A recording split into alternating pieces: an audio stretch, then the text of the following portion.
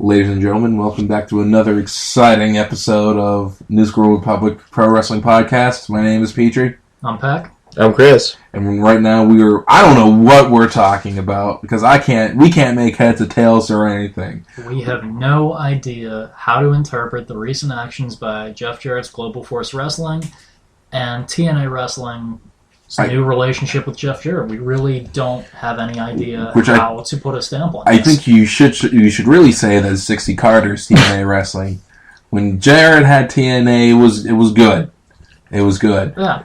Dixie and Panda Energy got their meat hooks into it, and it has taken a turn for a hellacious turn for with the a brief uptick in 2010 when we thought we were getting bigger things, but then they spent $2 million some on Hogan, and we didn't get what we wanted at all. No. Now they're working with GFW. How does that work? What happened last night at Slammiversary? That's where we're going to go over here. Let's start a little bit before that, because Jeff Jarrett essentially just randomly showed up 2 weeks ago on the live episode of Impact, and no one really knew that he was going to be debuting except basically Dixie Carter, and he came in wearing a GFW t-shirt. Yeah. And they had agreed that he was going to do the King of the Mountain match at Slammiversary, which main evented the pay-per-view, because for some reason with their taping schedule, they screwed up and couldn't put EC3 versus Angle on the pay-per-view, and it's going to happen this week on Impact. Good booking there, guys. Wonderful idea. You couldn't throw anybody into the card. Well, that's the problem, though. I mean, why? If you're running this product, why would you try to put your hands in things when and Dixie Carter has no clue about professional wrestling. She knows just about as much as me when you can talk about it, I'm not backstage, I don't know, but the thing is, why would you let her handle everything, guys? I mean, it's just such a nightmare with her running this, and you can see that. This organization has a horrible reputation now. It does. Right. By the way, in the interest of full disclosure, none of us plunked down $40 collectively or individually to watch Slam the Funeral, so we really are just going to be interpreting the results for you right now and look at those as the ramifications, because quite honestly, does the outcome of a tag match for the women's title matter to anybody? Does the tag match between the Wolves and whoever they wrestled for the umpteenth time matter? No. It wasn't even a tag. It was a singles match. They didn't even do the finish there. They're waiting for this Impact show, which is pointless. The whole thing's pointless. And it makes everything look so bad. And does anybody really care about Ethan Carter and Tyrus versus Spud and Anderson for time number 8?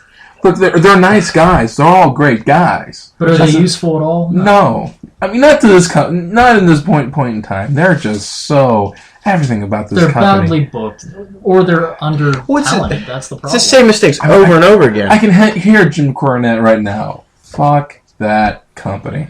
Exactly, because they don't know what they're doing. I mean, it's evident. My issue too is, with the whole Slammiversary thing, you can blame the network for that. Technically, if they're going to do what they did, they moved them without apparently TNA knowing or whatever. I mean, you can't make TV off of that. How many nights have they been on Wednesdays that they couldn't come up with something else and tape this episode on a set of future tapings? What, they was totally blindsiding them and they couldn't figure it out? They're just disorganized. There's no plan here at all. It's just to survive. I'm sure there was actually time on the pay-per-view and they stretched out a couple of really bad matches in lieu of that match that I'm sure they could have squeezed it up there. Well, it's confusing, too, because why... The people who were stranded on Gilligan's Island are surviving better than TNA. Well, it's just, this reminds me of WCW in 2000, about, the end of 2000 into early 2001. Now, in early 2001, they were starting to gain a little bit of momentum. Not much, but a little bit. But this would be the result. We watched almost simultaneously WCW in a way, when we can kind of relate to this, like in 2010. Hogan and them came or whatever, that was like the false hope yet again. You could say in 2001, if Bischoff would have bought the company, that would have been their false hope. Technically, if it wouldn't have worked out, I don't know. But here you go, and see, that's what Bischoff and all them brought to the table. Not much. So here we are 5 years later, just about, almost. Yeah. About 5 years later. And 2 years, essentially, after the exit of it. We're in just a disastrous type of situation with this company, and, guys are leaving. But that could be, the grain of salt, too. Who knows? I don't trust anything that anybody tells me online most of the time, because no one works there. They're not behind the scenes. They don't know what's going on. And a lot of times they have their own agenda, or their sources are wrong. Exactly. And they act like this is, they're the best things in sliced bread. They know everything about wrestling, and they have all the information, blah, blah, blah. No. So you got to take everything with a grain of salt. But the issue here is, you can see the track record of this company isn't good in the past 4 years. I mean, Spike dumped them. Now Destination America supposedly is going to dump them. I don't know. That seems fishy to me. Until they officially make the announcement saying we are officially done live on their website, and TNA comes and makes the announcement, and they're clarified with everything, then we don't know anything. But we don't. You can tell that there is a trend where, except for WWE and because of its big audience on USA, that wrestling companies tend to not generate as much ad revenue, and only certain kinds of products can be targeted toward the consumer. It's true. Typically the 18 to 35-year-old man. So a lot of companies aren't willing to devote ad time or buy any of this stuff during a wrestling podcast. Telecast. Well, that's true, too. So you have 2 hours of programming, and in TNA's case, they went overboard and ordered... You remember whenever they were doing the different specials and everything? They basically filled their channel on certain days with TNA product. And it was a mistake, because not only are you hurting your own viewership and only catering to one audience, your advertisers now have to pay for all of those slots. Yeah, it's interesting. I mean, we're kind of... So, I mean, you can kind of make the case that they're not going to be retained just for that fact. Oh, that makes sense, too. I mean, it makes perfect sense. The TNA, is, from a production standpoint, it's a total waste of money because it's just too expensive. And, from what I've read, but I don't take that with 100% truth. I mean, just by looking at it, it looks like it's a wasted amount of time on this. It's a wasted even down production. To the way that they have their contracts set up, to the point that you owe Garrett Bischoff money and we're paying the guy for unused dates. You leave the guy sitting there for 2 years and no one's going to miss him. So if you're paying him for that amount of time, no one cares. From a financial standpoint, why it would make sense for me. I'm going to get the most bang for my buck. So if we have to go in an old warehouse and we have to make this thing look the best that we can, that's what I would do for 4 or 5 months to survive. Instead of doing this in Manhattan, where I'm sure that wasn't cheap to rent. That's such a waste of money. Yeah. No, and spending all that money on an advertising campaign, don't forget. And rehashing ECW and all that, and wasting all this time and going not having nowhere. Your own identity. Going back to the past with everything that you do, with how you book your stars, all the way down to who you sign, to the free agents you pursue, to the storylines that you attempt to copy, although WWE does occasionally try to copy from them as well. Well, I understand where they're coming from a degree where they need to get X people because, like you said, the ad revenue and, You can supplement some of with that. veteran talent and everything else. Yeah, I'm not but whenever they're booked so highly in main positions and they have a stranglehold on everything, that's a problem. Well, I think the issue, too, is TNA had a long time to make themselves a pop culture type of organization where fans start to recognize WWE, but, there's TNA, too. And just even common folk were, WWE wrestling. There's also, they get to know like TNA wrestling too. And they get to know it as like a pop culture kind of thing where, in the 80s it was MTV and WWF. Well, maybe in this millennium it could have been TNA and so-and-so or something to help them grow. But that's never happened. They've always been in this conundrum where they can't get past... And in an age of the internet, they can't manage to generate even half the buzz that ECW did in the 90s. Yeah, there's no buzz at all. I don't understand that. And some of it has to do with the name, too, because TNA is a little awkward, and it's not the first thing that you think of. You don't think wrestling when you hear the name, let's be honest. No. You're not familiar with it. Changing it to Impact Wrestling, it eliminates the nice 3-letter combinations that we're so used to. Same with Evolve, like that promotion. I don't think wrestling when I hear the word Evolve. I think of some science thing or some tech startup. Think of that game. Yeah, that too, actually, as a matter of fact, that I thought was Dino Crisis, but they're different. Anyway. Well, that's true, though. Like, when you don't have your own identity, you don't have anything. Should they have just come off the bat and called themselves NWA Wrestling? I wish they had just stayed with the NWA. We've all or no TNA. They had to stay with the NWA. We all basically agreed that it would have been a better idea because even if you're giving the NWA guys mandatory title shots, what's so bad about that? You have to work them into the storylines, and you have other stars to take I think you just kind of answered your own question. What's the problem? They had to work. Yeah. They had to sit down and they had to wait, we actually have to book wrestling angles now? We can't do Cape Fear. We can't do the beautiful people anymore? Yeah, I totally agree. You can't do any of that, huh? Yeah, that kind of freaked me out. Hey, you never know what's going to happen here. Yeah, what was that? Well, here's the thing with NWA, though. I think it was tough to deal with them because they have their board directors and all that nonsense. And I'm sure there's some things behind the scenes, too, that are astronomically annoying. But the thing is, at the time, you had guys like Adam Pearce. You're losing your financial support. You had those guys, and then you had all of the other stars from every territory. Each territory had their own individual top guys. What would it hurt to showcase them on Impact once a week? I know because they have their whole roster of guys. Why didn't they fill some of the roster with those guys? Right. That would make sense if you're working with the NWA. Because you're getting essentially free supplemental talent. Yeah. The NWA is paying for their contracts, and then you have guys that you can debut, and if something sticks and becomes a hit, you work it out. We're the flagship promotion. We want them to have pay-per-view deals and everything. We need to get you a licensing deal and whatnot. When I think they I did. the NWA wouldn't want a TNA. It doesn't make any sense. It was definitely all TNA's doing that they turned their back on them. The NWA realized that they were a good shot, and TNA made the wrong decision and flinched at their concerns and their contractual obligations. That was my problem with it. We'll dig more. I think we should do another podcast just on the NWA again and dig into that, because I'm sure there's more to that story. And the issue, too, was I always wondered why they just didn't. They did in the beginning, though. On the weekly, nightly pay-per-views or whatever, they Wednesday night, they did have a lot of those NWA guys on there. They did feature them, but not like they should have. There should have been more of that. I know they signed some, but they weren't. I don't know. They just weren't willing enough to work with that. But hopefully, this Global Force thing will be the opposite. But I question that too, because there's a lot of questions I have with this. What's going on with GFW and TNA? Is it false advertising though? No, I don't think so. Why would you waste your time doing this and negotiating contracts and having your appearance and appearing on the show and having this low rent promotion if you're not doing what you thought you were able to do on your own? Your pay-per-views and tapings aren't going that well, eventually, obviously. I'm wondering, is it really a talent raid? No, because when TNA goes under, obviously a lot of those guys are going to go to GFW. Jarrett, but the thing is, a lot of those guys wanted to work with Jarrett, and they weren't allowed by TNA. If TNA still continues at a diminished role and whatnot, though, TNA is not going to benefit from this at all, because Jeff Jarrett's roster, we looked at it, unless they get some of the New Japan guys on it, what do they have to offer TNA? I mean, honestly, the roster on GFW, excluding those guys, is worse than what TNA has now, and that's pretty bad. But are you talking about the cards for the baseball shows? Well, just a full roster on the GFW page. There's nothing on there. Well, you have the Bullet Club, you have Compton. Right, but those are New Japan guys, and then there's Cliff Compton. But am I going to believe Lou Hawx is going to swoop in and save the day for TNA? No, I don't even know who he is. Well, Cole Cabana's there too, but I'm just. But here's the thing about him. You shut your mouth. But why didn't they put him on the roster though?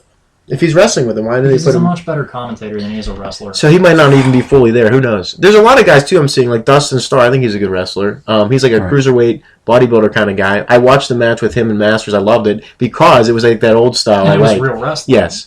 But the issue is... We're like 3 weeks away from that first show in Vegas, aren't we? I think, we're coming up. Yeah. But see, here's the thing. Magnus is already with them. Less than that, shouldn't we be? They have a show in Pennsylvania on the 10th. And this upcoming week is the 3rd, so actually it should have been... Would it have been last Friday? What? Would it have been... Global Force? Yeah. No, it's coming up. Like the 7th or the 8th? It's sometime on the 24th, I think. Oh, okay. Yeah, it's coming down the line. I don't know. So those are going to be something like that. They're going to be after the Pennsylvania show. Yes, they're going to be after the... But who knows? Like, maybe they're going to announce something. Well, here's the thing with TNA. I mean, I understand if the network wants to dump them. But my idea would be, if you're bringing Ring of Honor and you have 3 hours of wrestling, you're going to attract people. So why? But see, the issue too is in here. We need to do podcasts on the Wednesday Night Wars. I call this because now we have the Lucha Underground, the NXT, which isn't even on television, just an internet kind of thing. Yeah. Who's really benefiting from any of that too? When you think about it, because no one can really watch any of this wrestling unless they have a premium channel. So there you go. Or you spend $10 on the network a month. I saw Jeff Jarrett's presentation of himself online at the TNA show. And it was something that anyone with an internet connection, they could buy themselves a logo t-shirt for $5 and run around. And that's what he showed up wearing on TNA. It's like, are you this desperate? Are you like an ECW has-been showing up on Raw and trying to unmask on camera to get on camera? What are you doing? You have this cheap t-shirt. You're not making any kind of professional presentation. You're showing up on another wrestling show that you're going to be working with. It'd be kind of weird if he showed up in the suit, though. It would be, but it would at least look a little better and look like it's a position of strength instead of, hey, I made this t-shirt for $5 online. He wasn't going in for... he was just going in as a wrestler. That's all. He wasn't going to a press conference at the Orleans or something. I don't understand that, but I mean, I just don't understand the whole genesis behind the whole idea to even work with TNA. Here's what makes me mad, and I'll tell you this, and I think we all agree on this. Where is all this other talent from these other organizations that we were promised? Yes. Yeah. Where are they? Why weren't they announced in the initial signing or whatever? Where's the South African promotion? That's my main question. Yes. I want the Truth Commission. Yes. They're all waiting. Everyone's in there. How come we didn't get that show? Yeah. That never happened. How come we never even saw those guys? After Wrestle Kingdom and we didn't get it. Yeah. I don't want to say they were promoting it, but like... It was mentioned. They were like, hey, sometime in like March, February, April. March, somewhere around there, yeah. It all goes back to this, and we have this issue too sometimes when we tape things and all that. Do we get overexcited about things? Yes. Do we promise sometimes things on our website that don't happen? Yes. It's called logistics in that. But here's my problem with this whole situation. Where are the stars? Where are the stars? You've had over a year to talk about this, and you promised us you're signing this, you're signing that, but then there's nobody here. It just seems like someone tell me about this online too, smoke and mirrors. Right, or like false advertising. They're licensing other promotions, and they're having their talent appear on the show without ever having any of their own. And why would you waste time with TNA? Because, I mean, honestly, and I don't know if I talked to you about this or not, it'd be easier once they close down just to take who you want and go. Yeah, instead and of doing TNA all right this. now is not a draw in and of itself, really. No, Except for the numbers on Destination America, they're not... They have a hardcore fan base, that's about it. It's so toxic. Yeah, it's so toxic. And you just basically told the rest of the wrestling world, if we're going to be working with these guys again, this is some of the stuff we might have to deal with. No. Well, I mean, it's just like he said that on Impact, or he said on one of the articles that he wrote, Jarrett, or one of his messages, he said, if I didn't work with them or whatever, it'd be kind of like a hypocritical thing because I'm working with everyone else and having talent relationships. It would make sense to work together. But you know what? That would have been a bridge that we would have been encouraged to see him burn. Because if you're going to go the whole hog and start your own promotion, why would you go crawling back and have any kind of relationship with your former company? Yeah. If that was supposed to be your baby and you sold it and you left control of it and everything to this idiot Dixie Carter, what, now you're going to suddenly work with her? And essentially... this is my biggest problem with it. I feel like him going and working with them condones every single thing that she's done. I feel like that's him looking at her and recognizing it and seeing in some twisted way that she did an okay enough job to be worthy of working with him, and that's not right. To actually go back to her and ask for help when he should be forming his own thing, going out on his own. Yeah, because they pulled Tyrus. They wouldn't let him work those live events. Exactly. And really honestly, what kind of a loss is Tyrus? Well, I mean, okay, he is a name. Just from a standpoint. Starting out, he is a name. That is true. But you should be able to work around that. If you claim that you have these global people that you're able to sign, the loss of Tyrus should not you don't be need that them. major. Right. And and that could be why she came crawling back to him. I don't know. But the issue here is, I just don't understand what the point of winning the King of the Mountain is and all that. You're not helping. Your TNA Hall of Fame now consists of four people that had nothing to do with TNA to begin with, and one person that was there from the beginning, who is the last and probably will be the last inductee. Well, I'm sorry, AJ Styles. No, he didn't get in, that's right. Okay, so you have Sting, whose legacy was entirely almost in WCW. TNA, he did help them for a few years, but to be the first inductee, absolutely not. The Dudley Boys, which really, you should only put Bully Ray in there. What has Devon Dudley done for them except win the tag titles a few times? Yeah, nothing. He didn't grow like Bully Ray. No. And then you have Kurt Angle, who, very solid, good performer and everything, but he just kind of felt like we have none of our own names to put in. You could have put Abyss in there if Abyss had stayed in shape and done anything like he was supposed to. They kept reinventing. And now you have Jeff Jarrett last going into the Hall of Fame, and I don't think we'll ever see another TNA Hall of Famer because I think they're dead. Oh.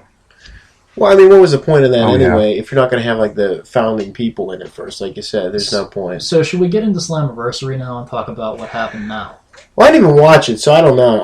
I know it costs $40 and I'm not paying that. Just the fact, I agree. Just the fact that the one match that he was able to participate in, that he won. Yeah, the King of the Mountain. And should we mention what they did with the old Legends Global title? What was that? It was the Global title. It was the Legends and the Global title. And they the same TV. belt. And the TV title. I think for the sake of argument, now the King of the Mountain can we call this the repurposed title? Sure. He won the repurposed title. Yeah. Because this is the fourth name, completely different belt than it has been. Oh, this is our heavyweight title. Well, actually, this is our Intercontinental title. Well, actually, this is kind of like one half of our tag team titles. And at one point, this was actually our Knockouts title. By the way, actually, this is our title for if you want cooked. If you want a cooking show, this is the title we gave you. Randomly, by the way, what keeps going wrong with the X Division title? We have to keep changing it. It's green now. Why is it green? I don't see if their brand is entirely blue, why is it green? Well, I mean, the holiday season's only a few months away, so, you know. Yeah, they got to get ready. Or who wants to buy? Or did it just corrode? That could be it. It could have started out blue and the diamonds are fake, whatever. Christmas. I'm gonna get you TNA for Christmas. I'm gonna send you. I'm gonna FedEx you all the papers. I own TNA now. Thanks. Wait a minute. Responsible for all debts and liabilities. I can't afford this. Gee, I'll buy that. You asshole. Merry Christmas, huh? Well, I mean, that sums up TNA perfectly with the belt change. Call from Jesse Sorensen. Yeah. That sums them up. Just total confusion, panic. No responsibility. Nothing. That's the thing. No, it's like, is it just me? Scattergun booking.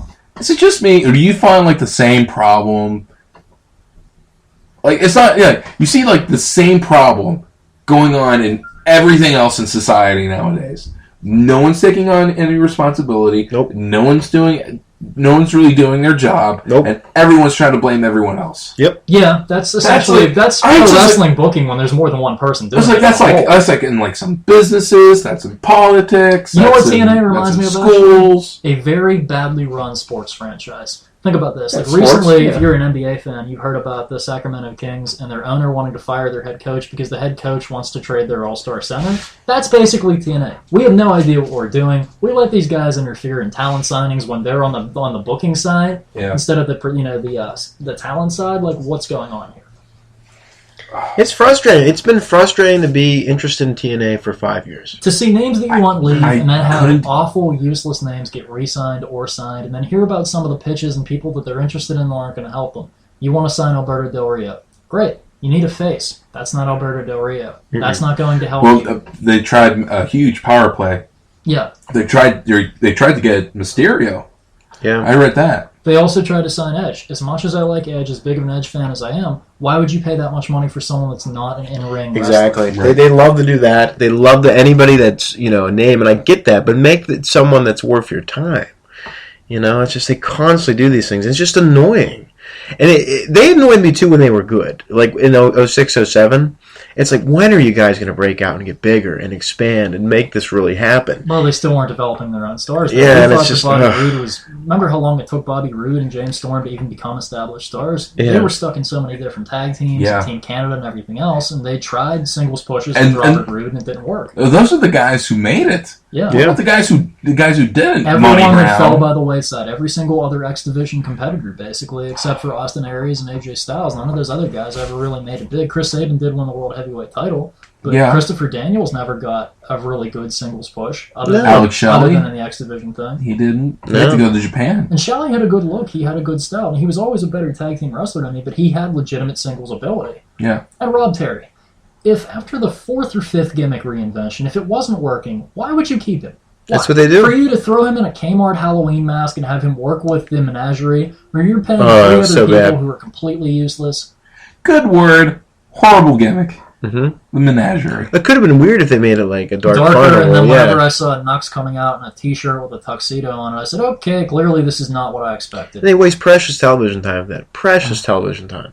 But everyone's getting the heck out of TNA, though. I mean, including the Christy Hemmy's gone. Some of the production people have left. Gunner and Sam Shaw were released. Austin Aries says, I'm out of here. Good Sam night. Shaw hurts more so Awesome Kong. Yeah. Apparently, now, here's what Bob Ryder said. Magnus and James Storm, supposedly, but they might be part of a GFW invasion angle of TNA. Which I want to hear what Bob Ryder has to say. Bob Ryder said that Taryn Terrell and Awesome Kong are still signed with TNA from one in December and one in March, respectively. But I don't know. We keep... Awesome Kong on Reddit Twitter, she says, I'm staying with TNA.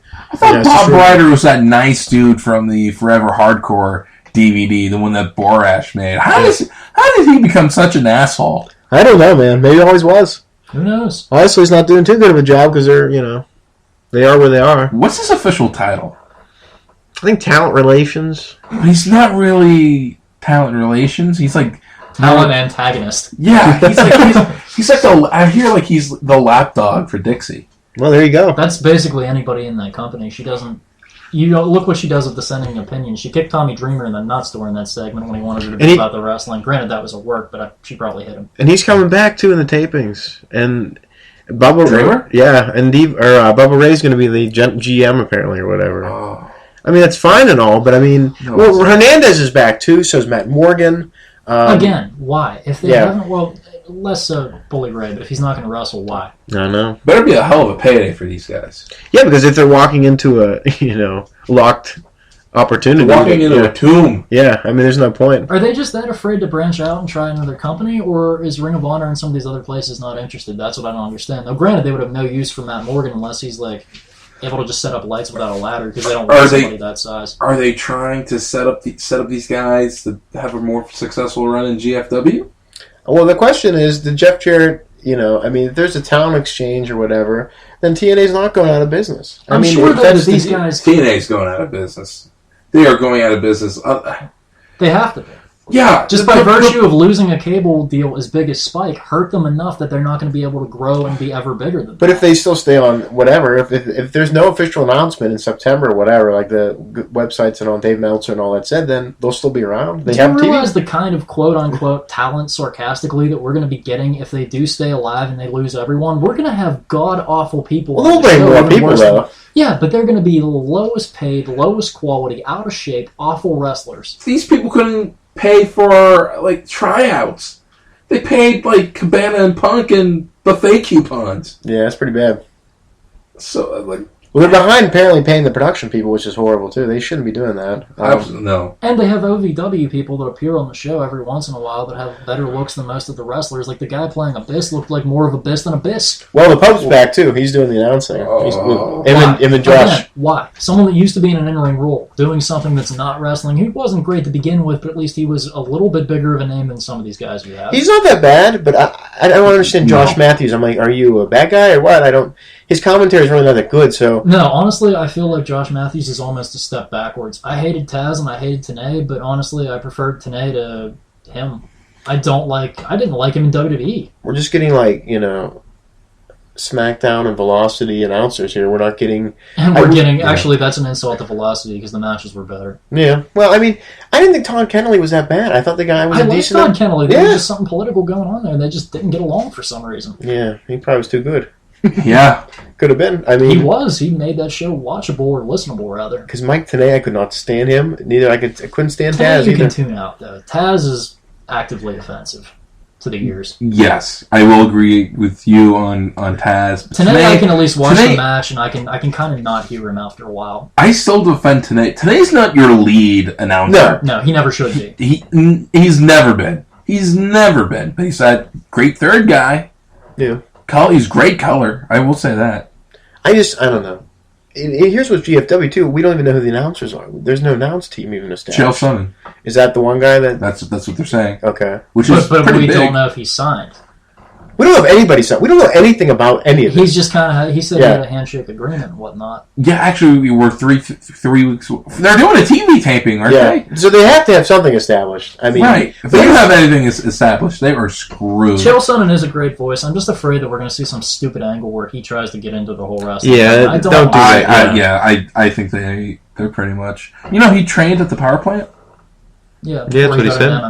I had no. That's pretty interesting. And that was, the power plant from what I saw, that's a hardcore workout. Yeah, they had a legit. guy.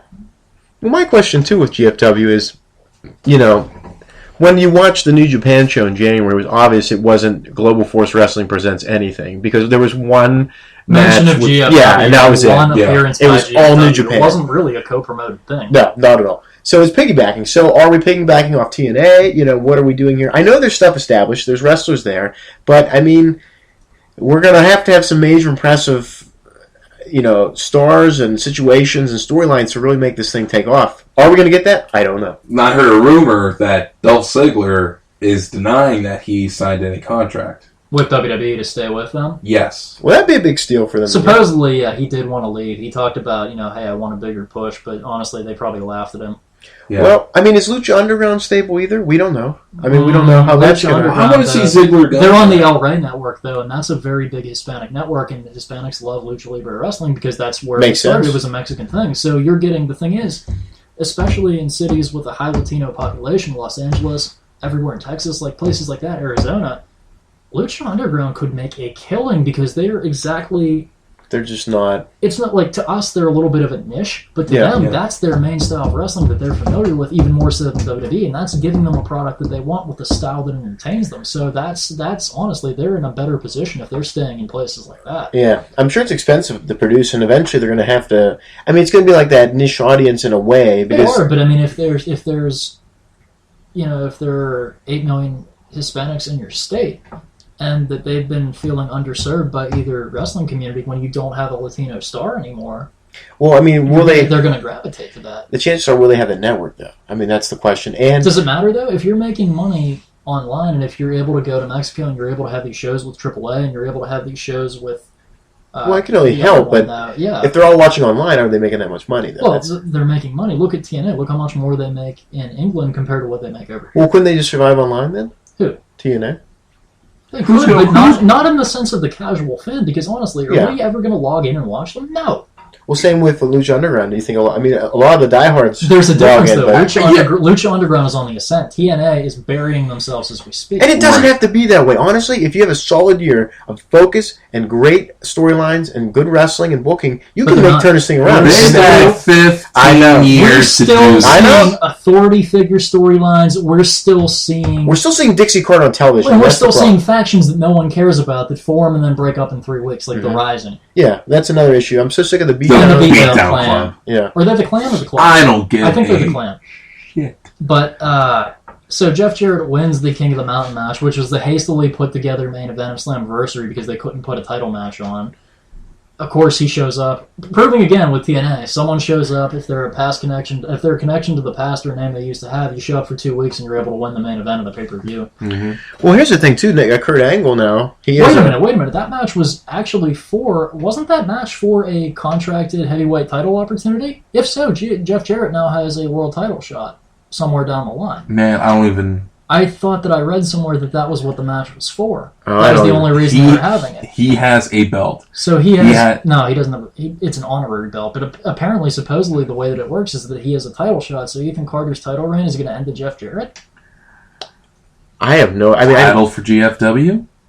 Well, it'd be unification. Well, I mean, you got to get something out of the belt. I mean, if you have one laying around your garage, Jeff doesn't have to pay for it. WWE looked at the WCW title. I'm sure they said the same thing. Well, that's something. Let's give it to SmackDown. And then they combined it. Oh, they had the WCW title defended on there first, too. Yeah. I just, I don't know how this is going to play out because... Sadly. Well, besides that, I mean, really... Tears. Just to the hardcore TNA fans, this is going to be interesting. But, I mean, when you're like already co-promoting with TNA and being a part of them, it makes you look bad already, in a way. Yeah, just guilt by association. Now, if Jarrett pulls out where he gets Dolph Ziggler and he brings in Mysterio, he brings in some other high-tier talent. Let's just say he steals a whole bunch of Lucha Underground guys, too. It's going to look good. It's going to be something exciting, but you got to steal the right people. I would start going after Ring of Honor people if I could.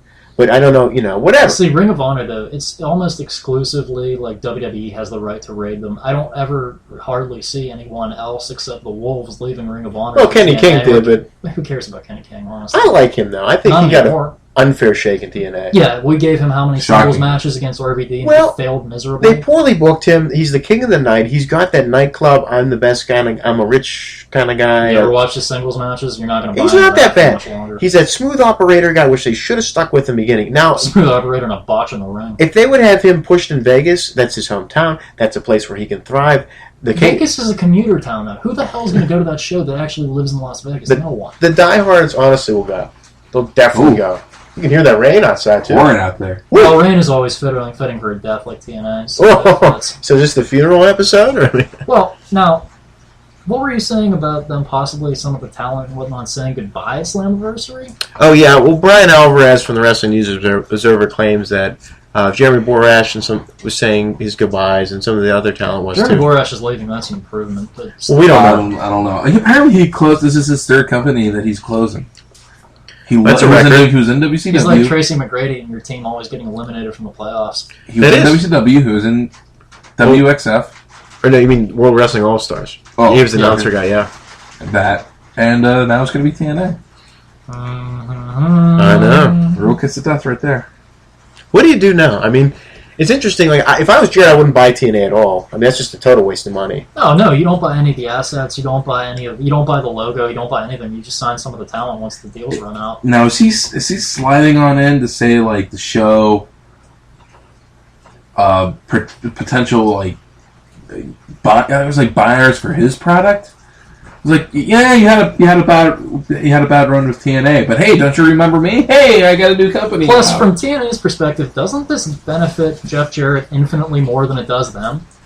Because honestly, what did they get out of this? Nothing. No. And if you're saying that an establishing company that doesn't have a TV contract yet is better than you and they're an improvement for you, just close now. Exactly. It's a shame. Just someone's got to go. But here's the thing, though. What is it? Is this a talent exchange? Is this a takeover? Or is this just an inside operation to take them down? Is this a work? It's free advertising. That's what it sure is. I mean, For GFW. Yeah, I mean, he went on the live television or taped or whatever the hell it was. I think it was live. And just put his company over. I mean, but the only problem is with this whole company. We haven't seen the whole thing yet. I'm excited for the TV tapings, but my question is, where is this going to be on television? And the rumor has it that Eric Bischoff's involved. I have found no evidence whatsoever that states that. Now, if that's true, I've already lost all confidence in him because the man has ruined how many different companies. Well, that's the thing, too. The only good Eric Bischoff thing that I recall was the early days when he was on Raw and he was booking the show. That was entertaining. But you gave him his own free run at the end of WCW, awful. You let him book TNA, awful. Well, he was just on their talent for Raw. He wasn't even booking. So, I mean, he's just looking good. But, yeah, I know what you mean. Anything is it's like Jeff Jarrett or Eric Bischoff now almost has that reputation that people look at Vince Russo with, where you hear his name and you cringe inwardly and you want nothing to do with it. I'm sure there's a lot of NWA or former promoters or current promoters or people that have an idea about wrestling that could help, that could take it to another level. That we just keep getting the same recycled people working in the backstage over and over again. After a while, yeah, and if these are Billy Corgan's new angles, it looks like he just kind of copied the old ones and just crossed out some of the names. I heard that Billy Corgan was actually hated in the music industry. Oh, that's why he's not. That's why he's not like doing music anymore. That's why he's in wrestling. Well, there you go. That wouldn't surprise me. Yeah, I know. I mean, like, where did we get him? I know we don't want him if he's not going to help us. I mean, I don't know. I mean, so far nothing. But he came when that whole disastrous thing happened too, with the Destination America or whatever that other pro was, but. Resistance? Yeah, Resistance Pro. Resistance. I think it was Resistance. Yeah, it was. They kind of got the shaft, though. Yeah, they got the shaft. I'm just talking about like when he kind of came a little bit before that whole, Destination America's going to drop TNA and all that, but I don't know. I mean, we're here with, Global Force yet to be seen with anything. Where are they going to get on television? If he's working with Bischoff, I would think WGN. Maybe the Chicago and you're going to get preempted for Cubs games and Bulls games. Unless they already did a deal with Destination America and they're just going to do the transition. But you're not supposed to be able to negotiate a contract like that with another Destination America is already set up. Yeah, but the thing is that's going to be more wrestling content that you're going to have to buy things for. Well, I mean, buy promotional time for that's already not making you money. So why? I think it's just going to be a transition. Maybe they're going to go from TNA and ROH to Global Force and ROH. It would make sense because look, you're already setting the course for that because you just brought the owner on. Unless we're going to have TNA change their name to GFW and that's how they're going to operate. Well, there's already a GFW. Did we anyway. just have Black Friday? Was that what it was called?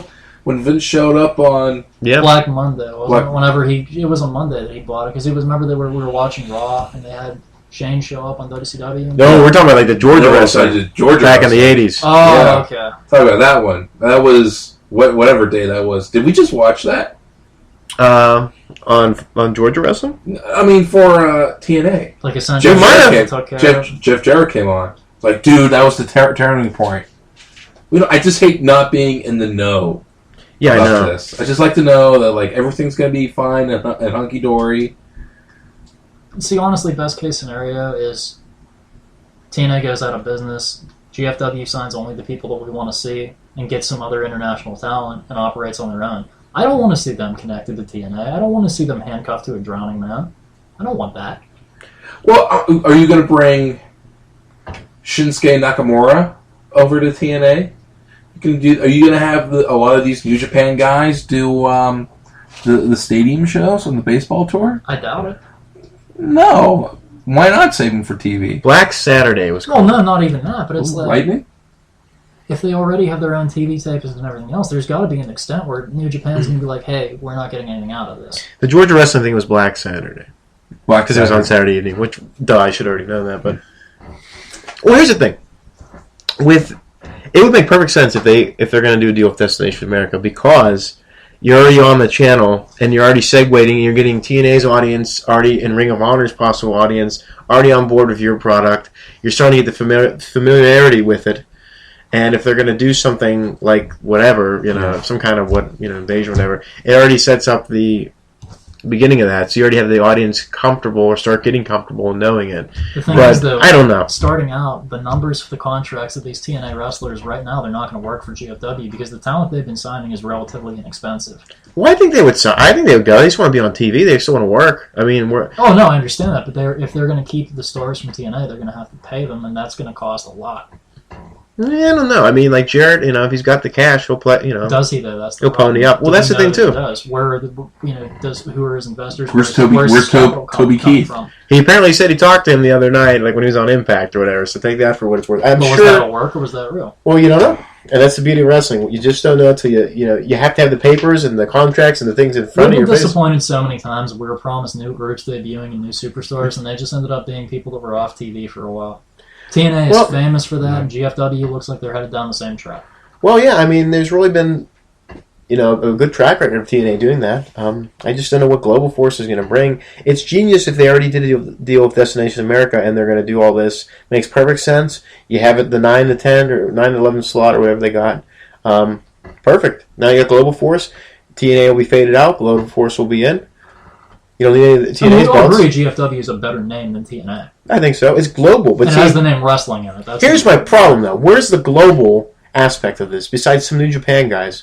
Well, they should have just called it Japan and America. Yeah, I mean, where's the British wrestlers? Where's the South African wrestlers? Where's the other European stars?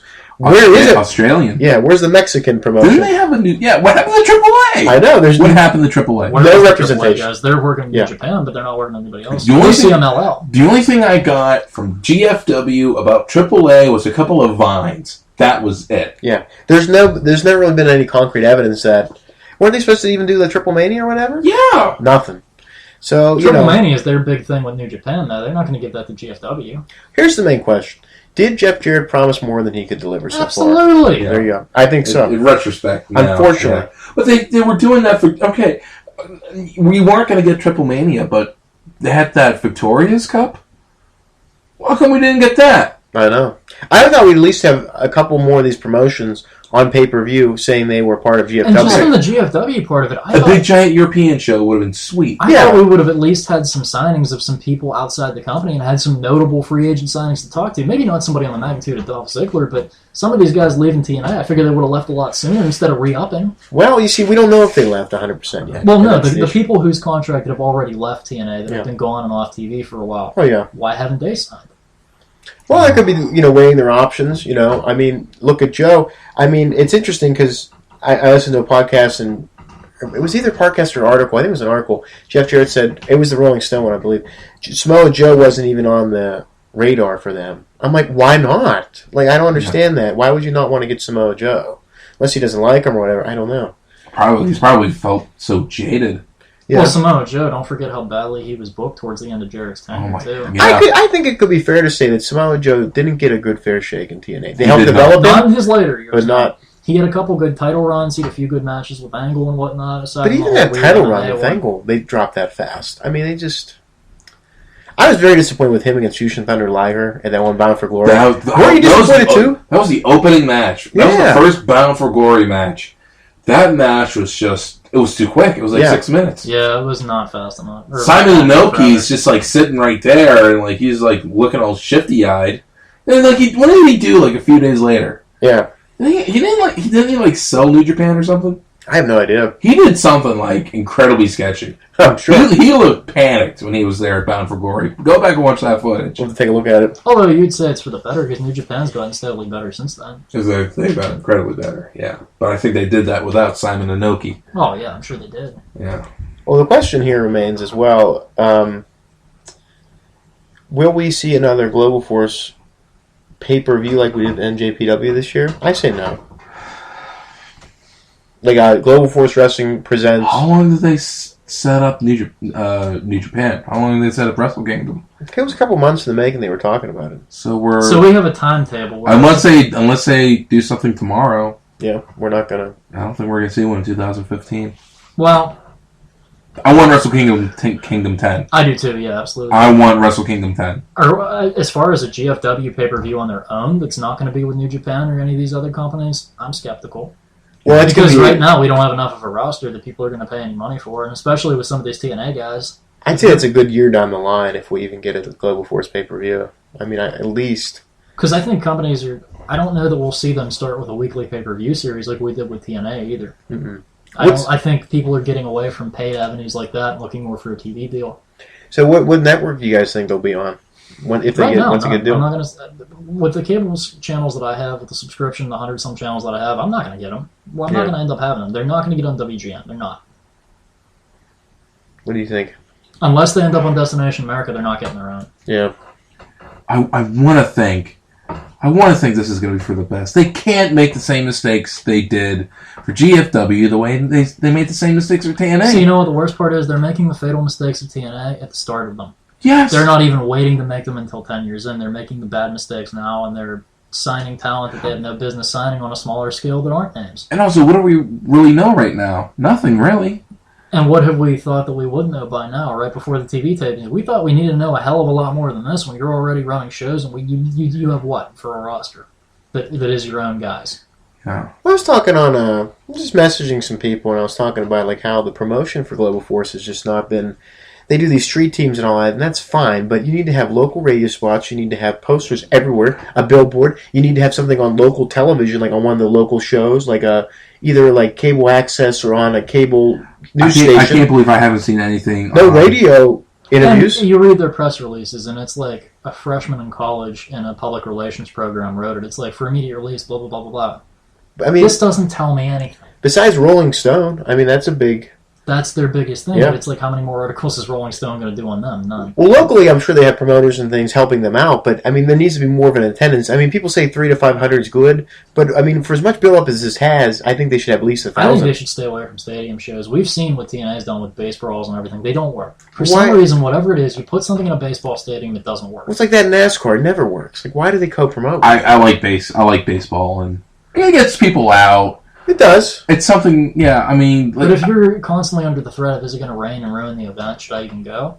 Yeah, that's the baseball issue. camps all the time. Like, it's like that all the time. Yeah, but it happens with... If you're going to have a wrestling event outside, that's not a baseball game. You know, for a baseball game, you're more willing to sit through it for some reason. It's pretty much they just filled up high school gyms barely, you know? I mean, logistically wise, I mean, 300 people's not much, 500 people's not much. How scattered the crowd is and how bad that it looks when you have entire empty sections of bleachers. Even if you like cluster them all together to make it look not as terrible, you still have essentially half the stadium empty. Well, here's the thing. Remember when we promoted our local college for our friend's local wrestling company? Yeah. We sold out the place, and we did our own version of the street team or whatever. We went through every local we printed out business. 500 flyers. Yes, put them on cars. We put them at local businesses. We put them on telephone poles. We put them in the freaking bathrooms, I think. We put them in each section of the college. Like each of I wish we would have put more in the dorms. We definitely should do that. We should put up in that apartment complex and the dorms. But we also went to like the local parts of the college, like each campus like area, like the arts department, the history department. Did all that. Did the local where was it? The recreation part of the campus, you know, student center. Did all that. So we covered everything. We, you know, this was before Facebook and all. It was really that big. Huge. Yeah. It wasn't very big. I still same with YouTube.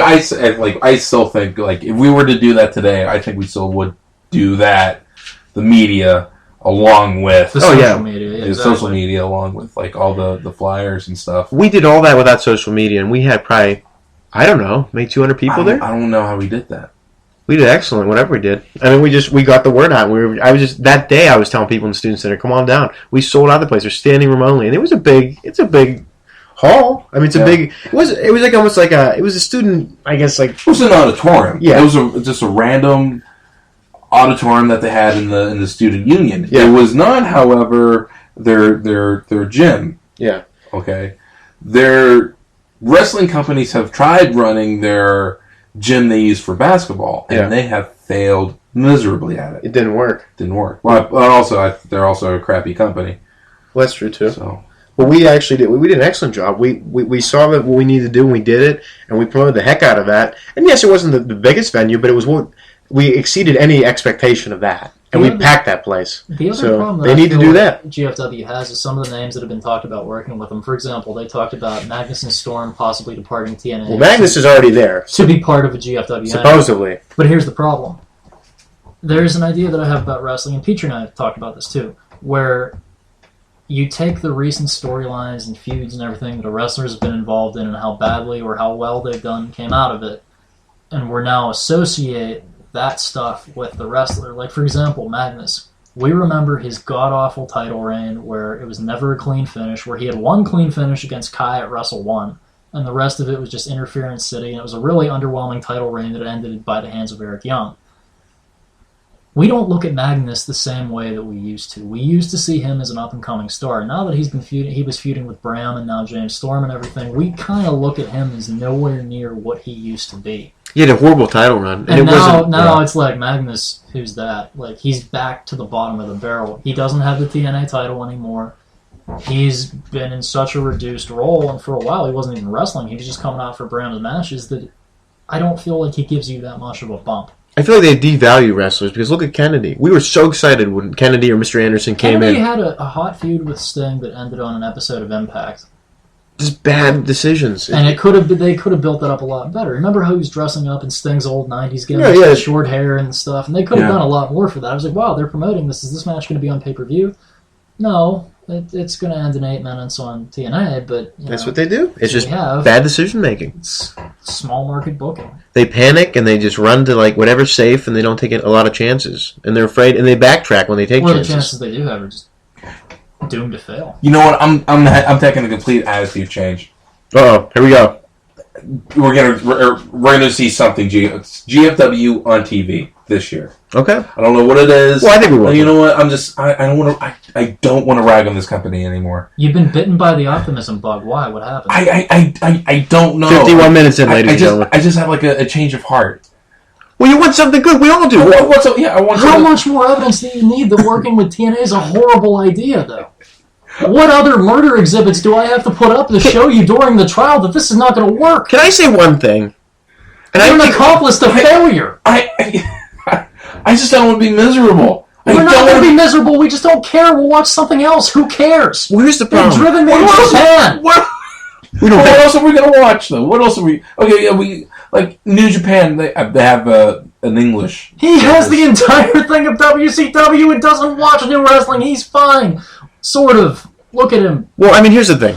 I do go to the gym and I run. Okay. But here's the thing. Other social interests. I think fans are just fed up with nobody going all out and trying to be number two. We keep getting this, we're in the safety zone, we're going to grow, we're going to whatever. Nobody does it. And people are sick of it. People want a WCW. But no one's able to build themselves up to the point to actually challenge. No one can do that. Problem. And that's the issue. And everybody gets excited about Lucha Underground. They get excited about what, the possibly the NWA might be doing. Or they get excited about Ring of Honor or TNA or blah, blah, blah. And NXT, which is WWE anyway. It doesn't matter. I really want to like the NWA, but they're so scattered. Somebody needs to step up. And this is like, I think, our last bare hope that this might happen. But the track record we got going here isn't too good yet. We've been sold a bill of goods by Jeff Jarrett. How'd this sour? I remember feeling like kind of down on GFW, like ever since Jarrett came back. Well, I think here's what happened. There was all this build up and there was all this exciting talk, which we were okay with, but then nothing happened. Really? I wouldn't honestly say anything till everything was in place, and then I'd make a big announcement. Here's what we got. They didn't. Nanciness started whenever they announced the signing of the lighting company, and I made the joke about Jarrett versus Kenny, the sound guy. Like, that was kind of the point that I realized we have no talent side. These tapings are like 3 months away, guys. We gotta find somebody. I want to see this roster. I don't know why a lot of diehard fans will be so mad if they're so into the indies, because he signed a lot of indie guys. There's a lot of guys. I love Chuck Taylor. There you go. And Trent Beretta. Best friends for life. Never heard of either of them, but that's the thing. I've never heard of them, but you have, so that's somebody that's heard of them. That's good. Chuck Taylor makes kids cry. I love that. There you go. And Cliff Compton. We've heard of Cliff Compton, but other than that, like a lot of the other wrestlers, it's just like that Japanese guy. We still don't know who he is. Apparently, we don't know who he is. He's a dead ringer for Hiroki Goto, but apparently it's not Hiroki Goto. Yeah, I have no idea. I want to hear what JR has to say on this. He does write about it. Yeah.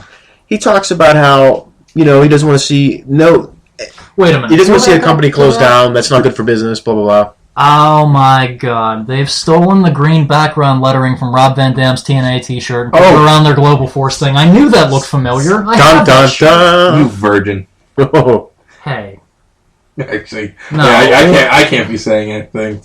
I bought that shirt when we went to Roster River. I remember that was a fun show. They have Chris Masters, the Young Bucks, PJ Black. That's Justin Gabriel. That's it. Yeah. Who was actually my pick to win the Royal Rumble and quit the company the day before. I was mad. Whoops. I jokingly said him, but still. They have I was thinking about this today. What's Luke Gallows' wife name? What's her name? Kimberly Amber? Crossbar. It was part of a gallows. I didn't know she has a wife. Amber Gallows. Oh, okay. I can't wait to see her wrestle. I like Amber. There you go. Yeah. I want to see Sex Ferguson too. Just want to say Sex Ferguson. Sex Ferguson, the Good Brother. We're gonna watch that shoot. We have to. That's unbelievable. It's this guy who looks like Doc Gallows, but he's like a good brother. I mean, he's like, NWA, spent 17 years in the Maritimes. He has 1 billion sky miles. Oh, okay. Yeah, that guy. Sanjay Dutt, Lyndon No one cares about Slap. Davey Sanjay Boy Dutt. Smith, Moose. Who recently re-signed with Ring of Honor. How's that one going to work? I don't Or know. have they not updated this website since then? That's a possibility. There haven't been a lot of updates, I'll tell you that. Not very much. Yeah, no. But Jigsaw was like an interesting sign. Is he the one that was supposed to... He's not Kazarmi, is he? No, Jigsaw was the guy in the Jigsaw mask. Oh, okay. Why in the world did I think that he was Kazarmi?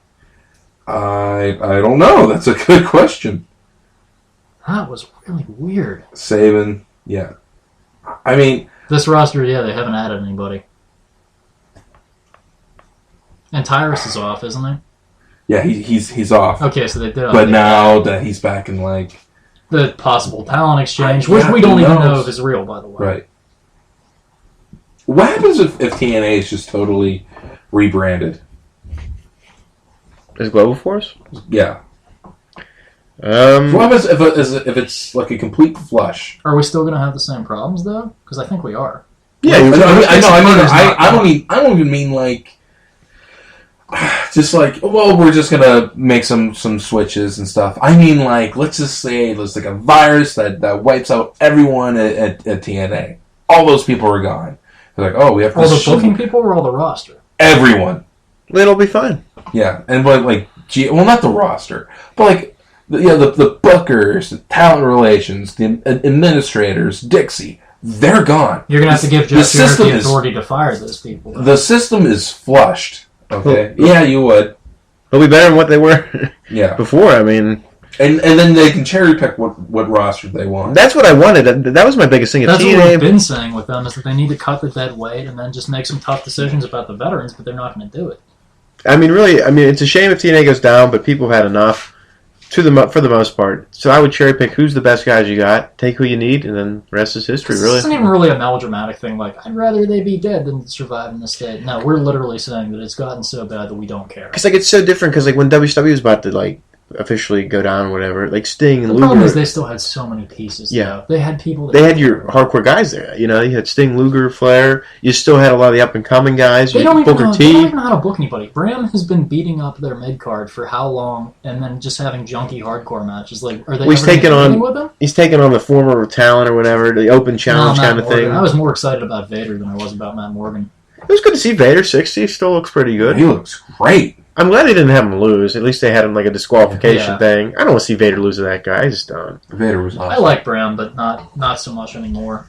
Well, it's getting boring. I got to do something different with him. Well, yeah, hardcore's dead. Why are you going to promote a guy that does hardcore? wrestling. Yeah, it's just, I don't get it. The sad thing is, Tommy Dreamer's promotion has way more upside right now than either GFW or TNA. TNA. How come he doesn't get in with GFW? Well, he's doing... Because that would change completely the nature of what his product is, and he wouldn't be able to... He might be, though. ...his style or his style. Yeah, but if you're part of... If GFW is supposed to bring all these different promotions together under one umbrella, that'd be pretty cool. You're still going to have to sacrifice too much creative control to Jarrett for that to happen. Well, I think they could do talent exchanges. That's all. Yeah. They don't do anything TNA else. did it with him, and it actually benefited Dreamer. He's still doing it, I think. Yeah. He's going to be on there again. I don't know.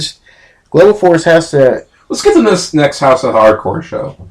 Where's that at? Just pull it up online. Yeah, just pull it up online. I thought you said it's in Jersey, or I think we'll actually go to it. I'm it's a lot of gas. I do still want to go to Erie, but I don't think that's going to happen. That'd be cool to see it. I just want to see it. I want to see it too. I want to meet some of the guys. I want to meet Luke Gallows and I do too. Cornette, the Bullet Club, as much of the Bullet Club as I can. Chuck Taylor. I enjoy Jim Cornette. I'm actually starting to watch Smoky Mountain Wrestling now. House of Hardcore, July 18th. It's entertaining. Let's see what we got here. Hold on. My phone died. It just died. Oh, That's it. Gone. July 18th, 2015, meet and greet 6 o'clock, bell time 7:30 in the Ted Reeve Community Arena, Toronto, Ontario, Canada. Is it on pay-per-view? Maybe to watch it. I'm sure it's available somewhere. Anything like that. Confirmed matches: Young Bucks versus Team 3D. That'd Matt be good. Taven and Mike Bennett with Maria Kanellis versus Christopher Daniels and Frankie Kazarian. So he's getting some cross-promotion with Ring of Honor as well, it looks like. Tommy Dreamer and Chris Hero.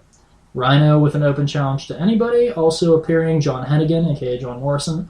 Tony Nese, Eddie Kingston, Thea Trinidad, who's in Global Force Wrestling, Eddie Kingston. I can't believe GFW didn't pick up Eddie Kingston. Tommaso Ciampa, Team Tremendous, and Tracy Brooks and her breasts make a final appearance. Well, I mean, that's a good group of Interview people with there. Tracy Brooks. This site's very professionally done. Interview with Team 3D. This looks better than GFW already. It does. Digital downloads now available. Own House of Hardcore video releases by download own. So we already have that. DRM free? I just asked a really complicated question. I don't know if any of them are free. I don't see any digital release movies for free right now. No, I mean DRM free. What do you mean? Like, or So, like, you know... you couldn't burn them, you mean? No, that you can burn them. Oh, yeah, DRM free. I don't know. I'm sure that they wouldn't advertise it. Hey, you can. Because some High Spots videos are DRM free. I won't buy anything unless House it's of DRM free. Hardcore is on Flickr, Instagram, YouTube, Twitter, Facebook.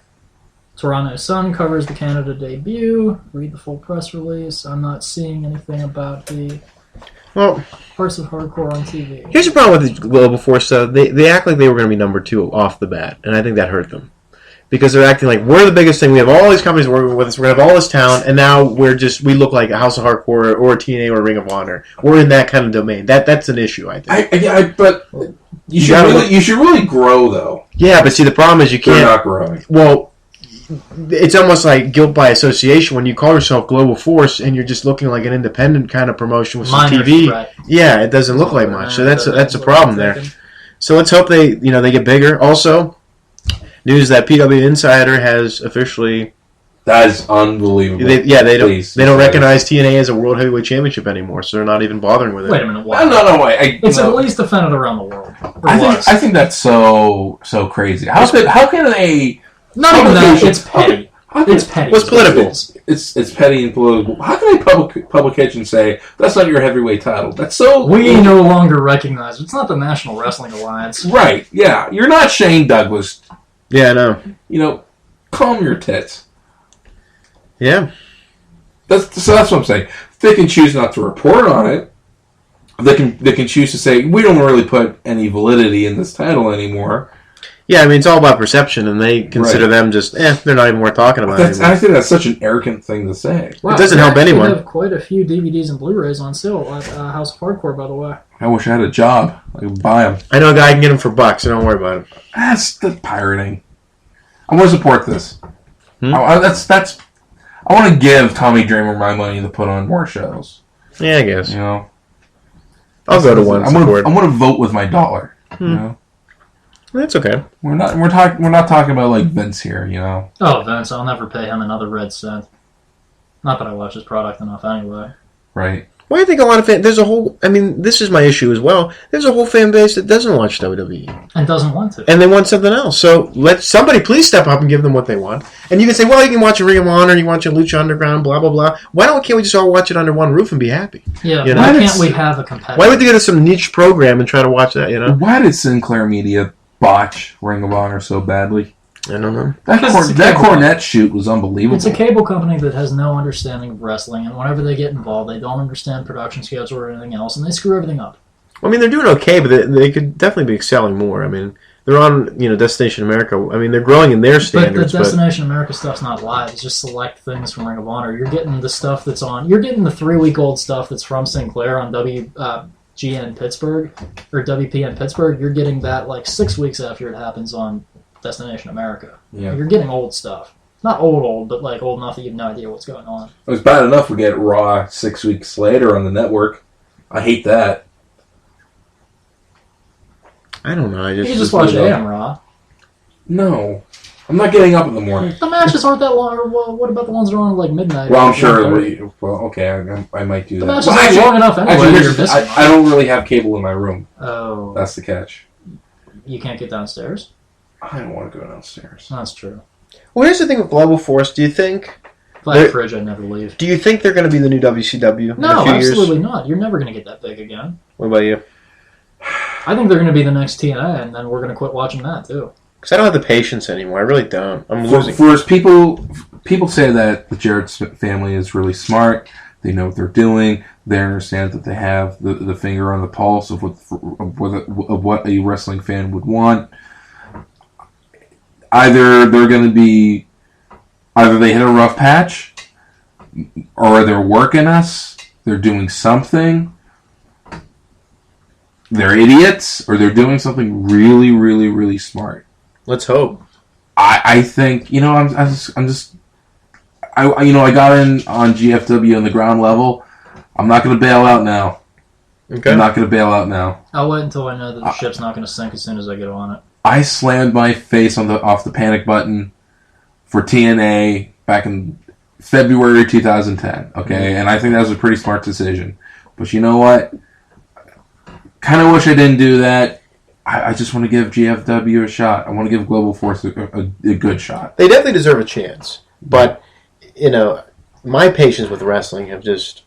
I get to the point where I just get tired of, all these companies are great for the business. I understand that. But I want something that I can turn on and get a little bit of everything in 2 hours. Where I don't have to constantly watch 8 different programs to get everything. To get back to that, you need one person like Ted Turner with capital and with the interest, at least at first, in letting someone else book it and letting someone else take control. Until you have that, you're not ever going to have a product like that. We need Ted Turner's money, that's for sure. If I hit the lottery, I'm buying Chikara. There you go. And that's a fun promotion. Yeah. Or you need a consortia of investors that are going to give you enough bang for the buck and enough rope to book it as you see fit and do what you need to do. Yeah. And you need to establish some... And not to hang yourselves. Oh, yeah. Well, all right. So I think we can agree that TNA, whatever. Global Force, we'll give it some time. The sad thing is, though, GFW hasn't even really started yet, and just the temperature of the room, we're more interested in that than TNA. I think I can speak for everybody that we've basically abandoned all hope of TNA turning things around on its own, and it's going to take major outside intervention to even get them back to still alive. Yeah, Global Force has so much of an Good upside. or bad, they have more of our attention. Right. And because of TNA, poking us in the eye for the last 15 some odd years, it's easy to be 13. cynical. Okay, 13. It's easy to be cynical about GFW. Yeah. Looking at if they stumble just a little bit, it's like, holy crap, they're going to do just what TNA did. That can't happen. Because it looks like TNA when I look at it, except green ropes. That's the only difference I see right now. But we'll see. Yeah. I have faith in these guys. Well, from a negative to a positive, folks, just some updates on our couple podcasts coming up. Okay. We have a big multi-series podcast coming, all about wrestling figures and merchandise. Jeez. I tell you what, we posted on several different groups on Facebook and on some internet chat rooms and things like that, websites. The overwhelming excitement for this podcast is an understatement. I have people that are saying, we have our own wrestling message boards, we'll promote you, we'll put everything on there. Great. So we're going to hopefully try to deliver with this. The only thing is, I would like to extend an open invitation to anyone that has ever worked at LJN, Hasbro, Jack Specific, if you work at Mattel, if you work for Ringside Collectibles, Figures.com, if you're a wrestler that's having your figure made, whatever you want to do. If you have a wrestler who has a 3D printer, we would be glad. Experience in the wrestling toy industry or just the toy industry in general, and give us some information and some of your insight into this. Yes, we'd be glad to have you on the podcast. Please message us on Facebook or our email, newschoolrepublic.com, newschoolrepublic@gmail.com. I don't think we have Gmail. Do we have Gmail? Yeah, I set it up. Oh, you set up a Gmail. Okay. Because we had that Rocket Mail, too. But it's easier, honestly. Yeah, we have Rocket Mail. It's easier. Yeah, Gmail's easier, and it's also, if you want to just Facebook message us, we're on the New School Republic podcast group. You can message me, Chris Schultz, on Facebook, or you can also find us on our page, New School Republic. It's Pro Wrestling Podcast. You can find us anywhere, really, but the big one is the New School Republic Pro Wrestling Podcast on the YouTube page. Feed, yeah, on the group, too. And this is really a major podcast for us because a lot of wrestling fans, we really started as children, and one of the things that we loved just as much as wrestling, toys. That's how a lot of us, it was kind of like our companion thing. We could kind of book our own storylines as we were growing up. And we all had, quite a collection at one time, too, and some of us still do. Yeah, I mean, that's our goal, is to cover almost every production that was ever done to a degree that's popular. There's some other ones that we could talk about. But the evolution and the quality changes and everything else, and just kind of see which ones really captured the true spirit of it and actually got it right, and some of the ones that, even with a budget, whoa, were they bad. Yes, that's going to be big. So remember, guys, the New School Republic Pro Wrestling Podcast group, you can message us on there. Just put a message on there or on our page. We're also going to get back into the breakup between the NWA and TNA, and really, and we've all already made the case that TNA would be a lot better off because of that. And we can kind of further get into some of the reasons and look at who NWA had at that time and whatnot, and also, just kind of really explore that because it was really a fundamental big shift in wrestling. Absolutely. Another podcast we're going to do is the Wednesday Night Wars. Is it good? Is it bad? The differences between the Monday Night War and the Wednesday Night War. I think the one common difference is fair weather fans, casual fans, Monday Night War, hardcore diehard fans for the Wednesday Night War. That's my only. Oh yeah, for sure. But and it's a different medium too, because we're talking about basically all internet.